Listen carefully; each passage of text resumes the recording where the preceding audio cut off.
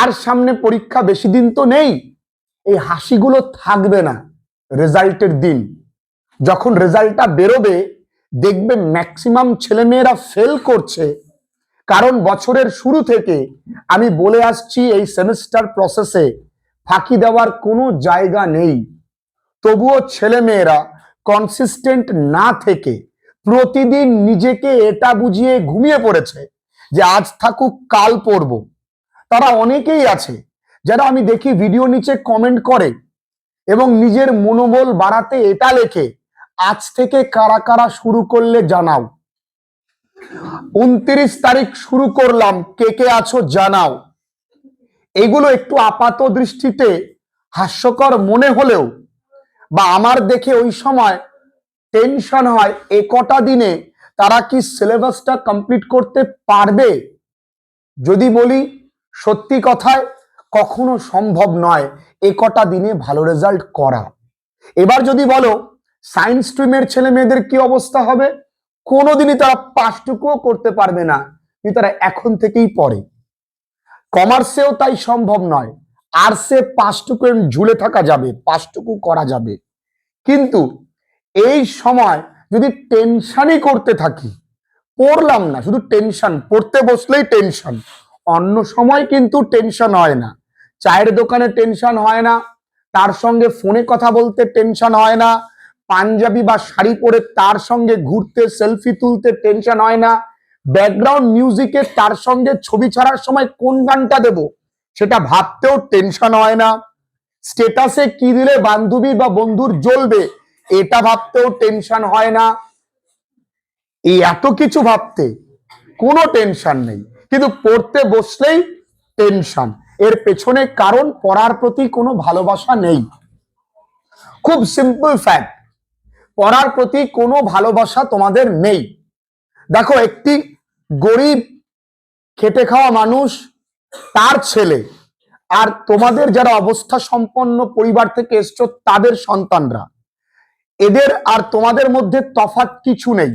ওরা যে বই পড়ে তুমি সেই বই পড়ছো, ওরা যে সুযোগ সুবিধা পাচ্ছে তুমিও তাই পাচ্ছ, ওদের কাছে যা সময় আছে তোমার কাছেও সেই সময় আছে।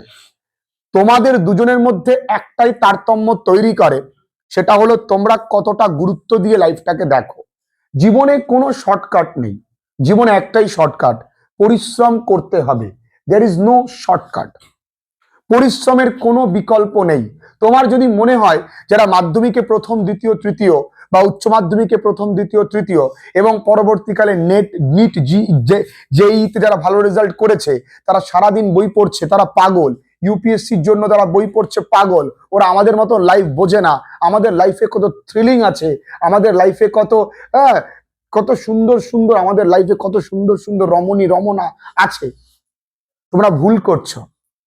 ওরা জানে at the end of the day ওগুলো আমাদেরই। তুমি এখন একটু খেলে নাও, বলটা আমার বাড়িতে আমি নিয়ে আসবো, ওরা ভালো করে জানে সেটা।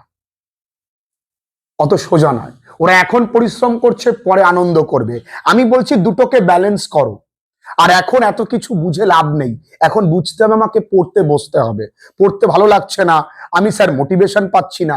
মোটিভেশন তুমি যদি আয়নার সামনে দাঁড়িয়ে নিজেকে প্রশ্ন না করো, তোমার পরিস্থিতি না দেখে যদি তুমি নিজেকে না বদলাতে পারো, তাহলে মোটিভেশনের তোমার প্রয়োজন নেই। কিসের মোটিভেশন? আমি ফেল করলে আমি কি জবাব দেব? আমি ফেল করলে কাকে দোষ দেব? আমার রেজাল্ট খারাপ করলে আমি কাকে দোষ দেব? আমি পরীক্ষার হলে যদি চুপচাপ বসে থাকি ওই কয়েকটা ঘন্টা আমি কিভাবে বসে থাকব? আমাকে তো লিখতে হবে। পরীক্ষার হলে কিছু না লেখা, বসে থাকা যে কি ইতস্তত বোধ হয়, কি ভয়ঙ্কর ওই সময়টা একবার ভেবে দেখো। বিভিন্ন জায়গায় তোমরা যখন ব্যাচে পরীক্ষা দাও তখন তো তোমরা বন্ধুর কাছ থেকে একটু তাকালে দেখতে পাচ্ছ, কিন্তু ওখানে দেখতে দেবে না। তখন কি ভয়ঙ্কর পরিস্থিতি আসছে, তুমি সম্পূর্ণ ডিপেন্ডেন্ট হয়ে যাচ্ছ বন্ধুর ওপরে। যদি বন্ধু না দেখায়, এবং ম্যাক্সিমাম বন্ধুরা পরীক্ষার দিন পিঠটাই দেখায়, আর কিছু দেখাবে না। তা মাথায় রেখে দাও, কারণ সে কেন তোমার জন্য বকা শুনবে? এই ছেলেটা সোজা বসে, তোমার জন্য কেন শুনবে? বলো কেন শুনবে? সে তো পড়ে এসছে, সে কিন্তু তখন পিঠটাই দেখাবে। তাই যদি মনে হয় যে আগামী দিনে এই সফলতা তোমাকেও পিঠ না দেখিয়ে চলে যায়, তাহলে এখন একটু পড়াশোনা। যাই হোক, জানি আমার লাইফ এখন রিস্কে আছে, কিন্তু রিস্ক তো নিতে হবে। রিস্কটা আমি তৈরি করেছি। আমাদের সময় নেই, ইভেন আগের মতন পরীক্ষার মাঝেও সময় নেই খুব একটা। আগে ইংরেজি পরীক্ষার আগে একদিন ছুটি দিত, এখন তাও দেয়নি। তার মানে রিস্ক কিন্তু তোমাকে নিতে হবে। কিন্তু আমি ওই ভালো লাগছে না, স্যার ঘুম পাচ্ছে, এগুলো বাচ্চাদের। যেদিন মনে রেখে দেবে, যেদিন তুমি অজুহাত এবং তুমি কারো বিষয়ে কমপ্লেন করা ছেড়ে দেবে, সেদিন তুমি বড় হয়ে যাবে। যদি তুমি তোমার সমস্যার কথা, তুমি তোমার অজুহাত বলতে গিয়ে থেমে যাও, ধরে নাও তুমি বড় হয়ে গেছো। এই দুটো জিনিস নিজের লাইফ থেকে এই মুহূর্তে সরিয়ে ফেলো। কোনো অজুহাত নেই, কারো সম্পর্কে কোনো মতবাদ নেই, কারো সম্পর্কে ভালো মন্দ বলার সময় নেই, কে কি করলো দেখার সময় নেই। আমি আমার নিজের লাইফটাকে তৈরি করব। আফটার এইচএস জীবন কিন্তু একটা ভয়াবহ জায়গায় যাচ্ছে। তখন দেখবে আস্তে আস্তে আস্তে তুমি জীবন পথে একা হয়ে যাচ্ছ। তখন দেখবে তোমার সঙ্গে কেউ নেই, তুমি বড্ড একা। কারণ ওই যে স্কুল লাইফগুলো, সেগুলো তোমার সঙ্গে অনেকেই ছিল, কারণ ওটা আনন্দের সময়। আর ওই যে সময়টা আফটার স্কুল, ওটা লড়াইয়ের সময়। তোমার পাশে কেউ থাকবে না। যে মানুষগুলো তুমি সময় দাওনি এতদিন বন্ধু বান্ধবীর জন্য, বাবা মা, তোমার তোমার স্যার টিচার, সেই মানুষগুলোই দেখবে তোমার ওই সময় তোমার পাশে আছে। তা আমি বলছি, শোনো, এখন ওই এত ভয় পাওয়ার কোনো জায়গা নেই। একটা নিজের মতন করে সুন্দর করে রুটিন করে রাখো যে আমি এই পড়বো। আমি তো বলে দিয়েছি, নিশ্চয়ই সমস্ত টিচাররা সমস্ত সাবজেক্টে বলেছে যে অ্যাটলিস্ট এগুলো পড়ে যা, কোনো কিছু অসম্ভব নয়। মাথায় টেনশন নিয়ে পড়িস না, যখন টেনশন করবি তখনই খেলাটা খারাপ হবে। তুই টেনশন নিয়ে মাঠে নামলেই আউট হবি, এটা মনে রাখ। তুই রিল্যাক্সে নাম, বোঝার চেষ্টা কর, মুখস্থ করার চেষ্টা করিস না, অটোমেটিক মুখস্থ হবে। বোঝার চেষ্টা কর, বোঝার চেষ্টা কর, দেখবি মুখস্থ হবে। মুখস্থ করার চেষ্টা কর, দেখবি না মুখস্থ হচ্ছে, না বুঝতে পারছিস। নিজের মতো করে পড়, পড় আর লেখ। কারণ তোকে লিখতে হবে, তোর হাতের লেখা সুন্দর করতে হবে। পরীক্ষায় যত জায়গায়, খাতায় যত জায়গায় স্যার লাল কালির গোল দাগটা দেবে বা তলায় দাগ দেবে, তত কিন্তু তার সাইকোলজিক্যালি তুমি ডাউনগ্রেড হয়ে গেলে নাম্বার কমবে। তোমার কি মনে হয় তিনি পুরো খাতা পুঙ্খানুপুঙ্খ ভাবে দেখবেন? না, তিনি বানান দেখবেন প্রথমত।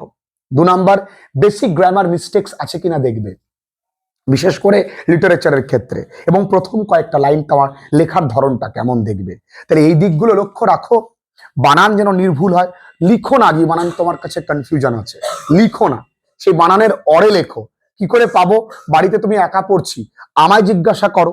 যদি বাড়িতে একা পড়ো, সেই বানানটা তুমি ইন্টারনেটে লেখো, গুগলে লেখো, তার সিনোনিমস চলে আসে, লিখে নাও, সহজটা লেখো। তাছাড়া আমাদের নোট সহজেই দেওয়া আছে।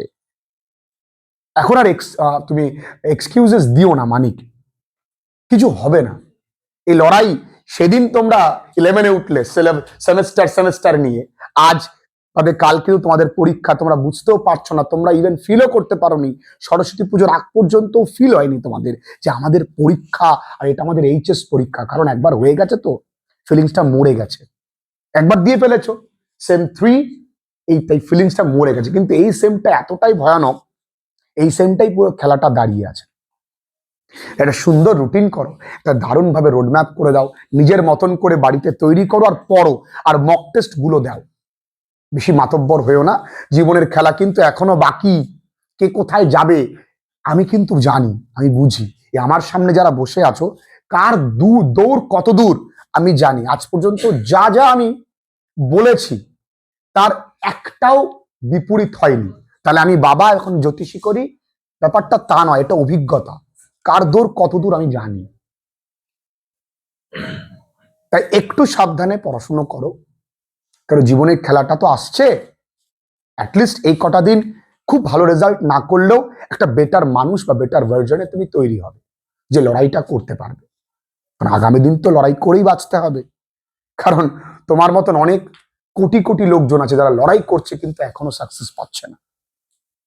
আর তুমি কে, কোথায়? একটু ছোট্ট একটা গ্রামে তোমাদের বাড়ি, ছোট্ট একটা স্কুল, যে স্কুলে পড়া কম, উৎসব বেশি হয়, পড়া কম, ফুড ফেস্টিভ্যাল বেশি হয়, পড়া কম, নাটক বেশি হয়, সেই রকম স্কুলে তোমরা পড়ো। স্কুল তোমার ভবিষ্যৎ তৈরি করে দেবে কি? তুমি কাউকে অভিযোগ করতে পারবে? যে আমি এমটিএস পরীক্ষা দিয়েছিলাম, এসএসসি পরীক্ষা দিয়েছিলাম, স্কুল আমাকে হেল্প করেনি, তাই আমি চাকরি পাইনি। কিছু বলতে পারবে? বলতে পারবে। শুরু করো, পড়ো।